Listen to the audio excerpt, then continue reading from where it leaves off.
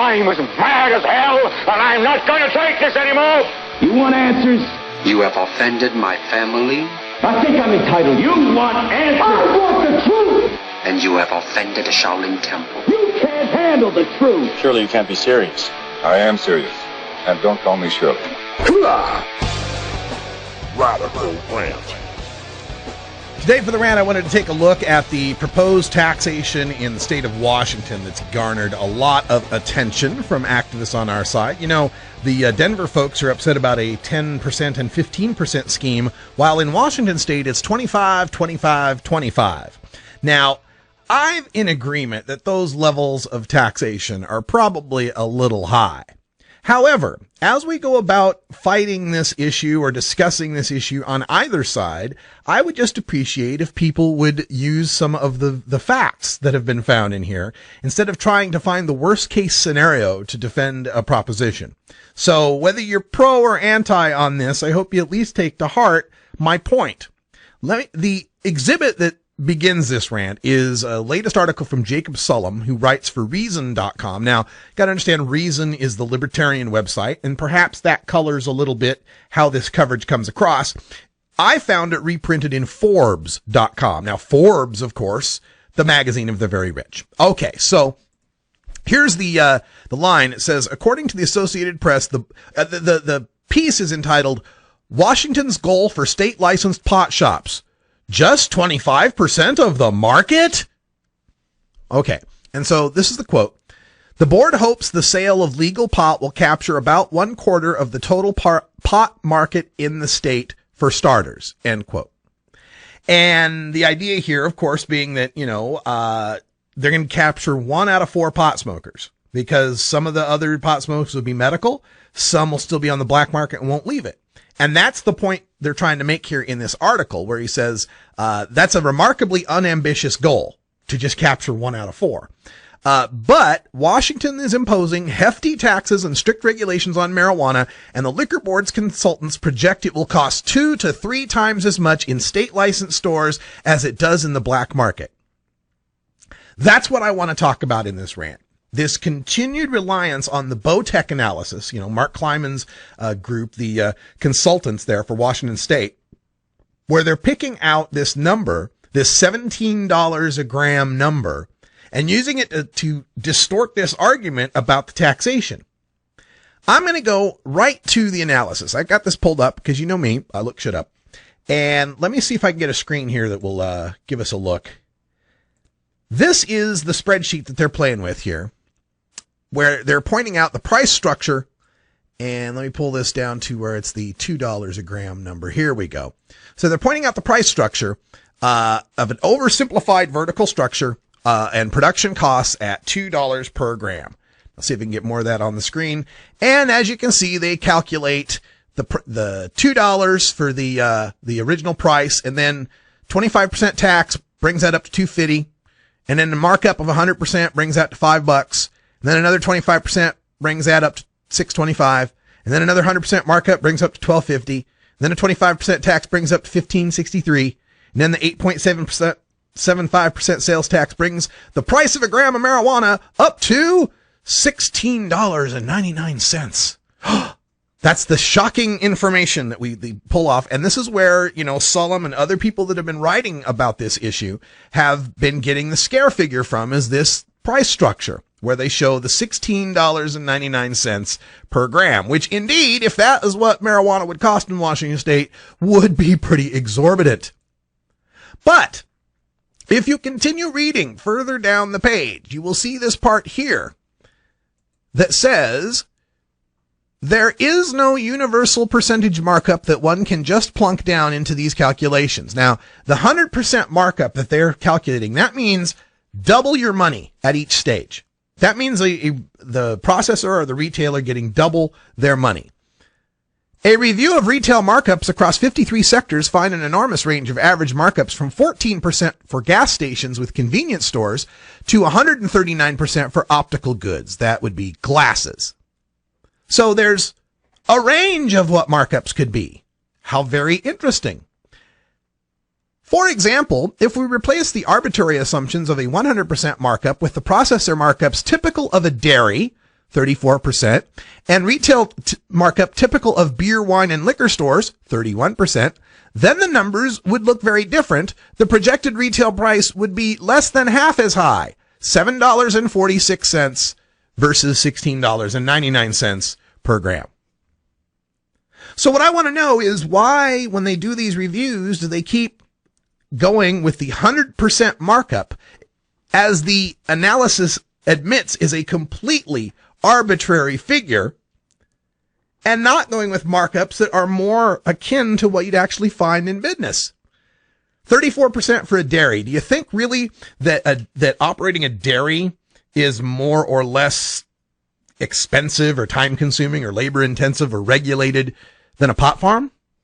I'm asking because I don't know. Maybe 34% is a little high. Maybe it's a little low. I don't know. But what I'm saying is, if we assumed everybody stayed with those 100% markups and weed was costing $17 a gram for weed, they're not going to capture 25% of the market. They're going to capture very little of the market, because I ain't buying $17 a gram weed when I can get it almost anywhere for 10 or less. So wouldn't then these producers and processors and retailers with no business coming in be forced to reduce their markup from a double your money 100% markup down to something more reasonable like a 33%, and bringing that weed down to $7.46 an ounce, or a gram, $7.46 a gram? Wouldn't, yeah, $7.46 an ounce. Wouldn't that be nice? That would. But, and this goes into, now those are the simplistic models that they pulled out. There's a much more complex model that they put together here, in figure 5, that's on page 20 of their analysis. And on this figure, they've got all sorts of different possibilities between infused products, and if we had standard this, or if it was a more boutique brand, if it was the cost-conscious, Walmart weed, or if it was your Courvoisier of cannabis, whatever it might be. They came up with a bunch of different estimates, which I can show you right here. And I rarely see these referred to, where your gram tax summary is down there in the $3 to $10 ranges, and the price to consumer as low as $9 a gram. Right there, $9.41 a gram. Some more expensive. The prestige price, $10.98 a gram. Okay, $11 for prestige marijuana. And then the $16.89 shows up when it's the touch price, which is the wholesale versus retail kind of stuff. Infused products, standard versus prestige per gram, down to $2.20 a gram for some infused products. Why do we never hear anyone referring to these numbers when they talk about this BOTEC analysis? Instead, it's cherry picking that $2 a gram production price and that $17 a gram retail price that they keep talking about, because they're just anti-tax. It's a reflex. It's, oh my God, it's a tax. It's bad, and we must oppose it. Which is fine. Oppose the tax if you think it's too high. I'm cool with that. But don't distort the data that you're using. Don't cherry pick the big bad, worst case scenario without also mentioning there are scenarios in there where the price of weed comes in pretty much to what the price of weed is today in Washington State or Oregon. That's what I've got this problem with. And the other part of the analysis, $2 a gram to produce marijuana, really? See, there's 28 grams in an ounce. That's $56 an ounce to produce. Now, in talking to Mark Emery and other people I know who are grow experts, they've told me they can get their production down to $25 an ounce, $12.50 an ounce if they got, bigger rooms to be able to pull this off. So in a legal scheme where you can have huge warehouses and industrial everything going on. Now, admittedly, there'll be cost for testing, cost for labor, cost for benefits. So I'm not saying it's going to necessarily be cheaper than black market, but it's going to cost twice as much to produce in the legal scheme as it does in the current black market scheme. I think that $2 a gram production cost is going to come down. It can't not come down as better production techniques, better work, all of that comes into play. Economy of scale comes into play. As that production cost drops to $1.50 a gram, $1 a gram. Now we're talking about weed that even at a 25% worst case 100% markup situation is still below the price of what most people around the country are paying for weed, and probably close to the price for what people here are paying for weed. What I fear in this situation is not the taxation, but the repercussions of the optics of opposing it. Okay? We just got marijuana legalized in 2 states. And so right out of the gate, I'm for getting it regulated, getting it up and running, getting it to work. Now, if it turns out that later on, after it's up and running and people are used to the money and the taxation that's coming in, that we find the taxation's a little too high, let's fight that issue then. And I know the response to that is going to be much harder then. They'll be addicted to the tax money. But if it's legal then and we build ourselves a big lobby, we then become like the beer industry or the tobacco industry and we have some power to lobby for some lower taxes. We never get that lobbying power unless it's legal and the businesses are up and running.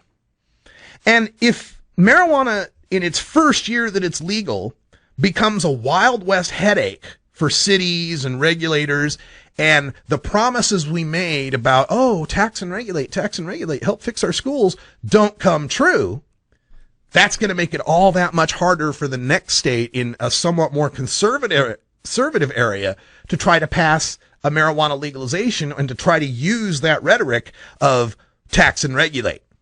It's going to be a lot harder if they can't turn to that, if it's been proven to be false in Colorado or Washington. Now, I will admit, I have more sympathy for the anti-tax movement in Washington than I do in Colorado. Much more sympathy for 2 major reasons. In Colorado, you can grow your own. If you think those taxes are too high, protest it the best way you can. Overgrow the government. Grow your own. When they find they can't sell it in the stores, but people are still using as much as they've ever used, then they'll have to do something about the taxes. And considering that you can keep the proceeds of all your harvests, you could bank up a whole bunch of weed. And you can gift an ounce to anyone. So, look, not a whole lot of compassion on my side, especially with some of the shenanigans that's gone on. Robert Corey just filed the political statement for, he got caught for saying marijuana has 0 value, right? So he didn't have to declare what, the pot cost that he gave away, the 4,000 joints, right? Well, now he's declared it, and they dropped the ethics probe on this because he did declare what the marijuana is worth. $1,250. Apparently, 4,000 joints in Denver, Colorado are worth $1,250. And if you do the math, that's 32 cents a joint. So I am looking forward to my flight next Tuesday to head to Denver, Colorado, where I can get joints for 32 cents. I'm sure they're all around. Sure, there's plenty to be found. Lots of 32-cent joints out there, right? Well, we'll see.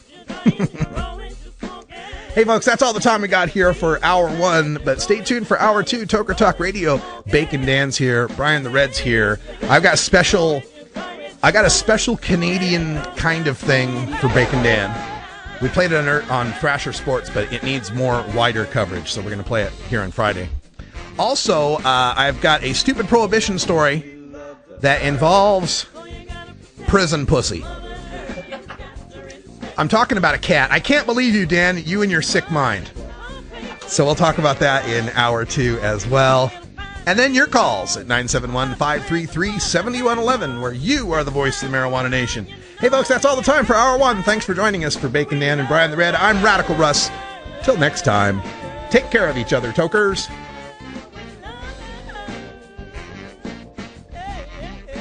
This is the Russ Belville Show. The Russ Belville Show is blogging and podcasting daily at radicalruss.com. You take a seed, you plant it, you grow it, you dry it, you roll it, you smoke it. You take a seed, you plant it, you grow it, you dry it, you